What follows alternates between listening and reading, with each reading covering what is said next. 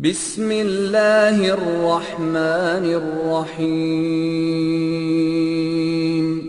ونفس وما سواها فألهمها فجورها وتقواها قد أفلح من زكاها وقد خاب من دساها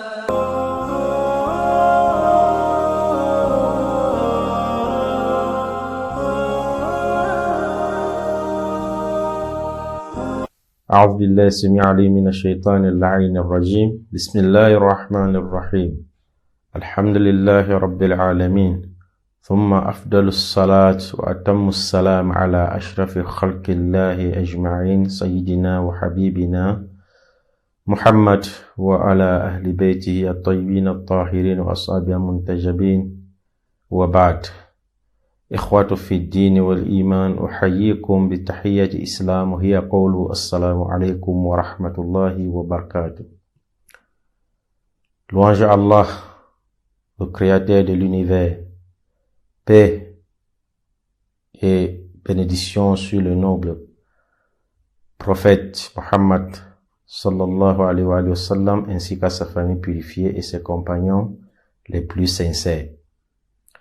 Chers frères et sœurs en Dieu, je vous salue avec la salutation de l'islam, qui est Assalamu alaikum wa rahmatullahi wa barakatuh.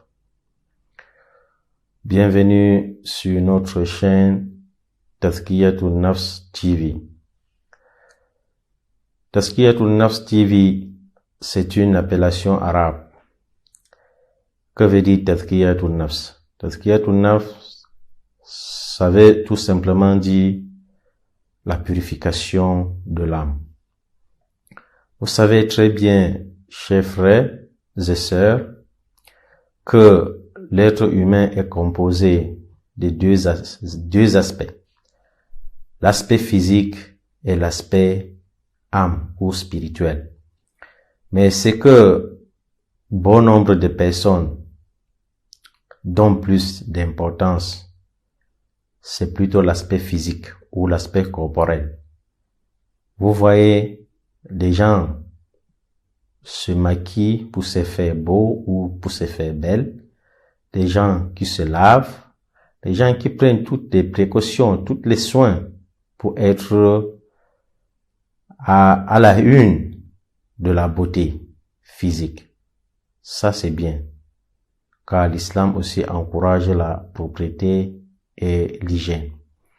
Mais n'oublions pas l'essentiel, ce qui fait l'homme. Ce qui fait l'homme, c'est le moi. Le moi, c'est ce qui fait l'homme, ou l'âme. Vous savez, le corps, ou l'aspect corporel, ce n'est que la matière qui a été conçue à partir de la terre. Lorsque l'âme est vécue par cet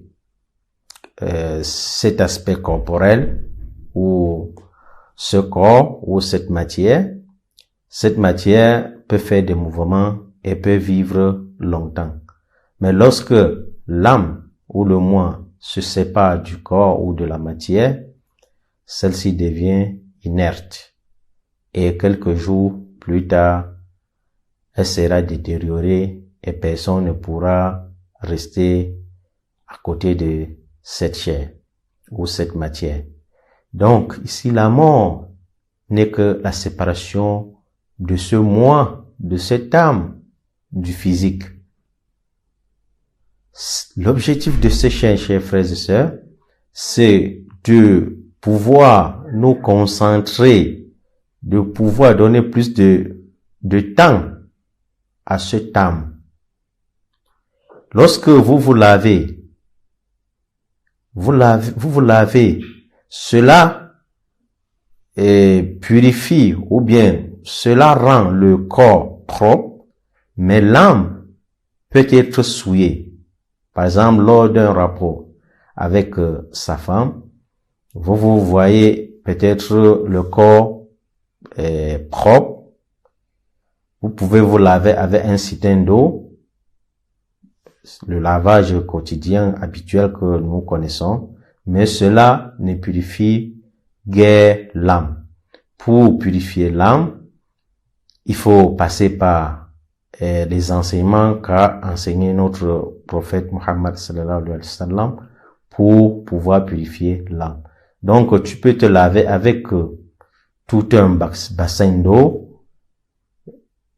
L'âme reste toujours souillée et tu es toujours très loin de ton Seigneur, car les actes d'adoration, pour que les actes d'adoration soient valides, il faut que l'âme soit purifiée. Donc, nous allons nous concentrer sur l'âme. Comment est-ce qu'on doit purifier l'âme? Quelles sont les choses qu'on ne doit pas faire pour souiller notre âme? Pour ça, c'était l'introduction de notre chaîne. Je ne vous tiens pas plus longtemps. Wassalamu alaikum wa rahmatullahi wa barakatuh.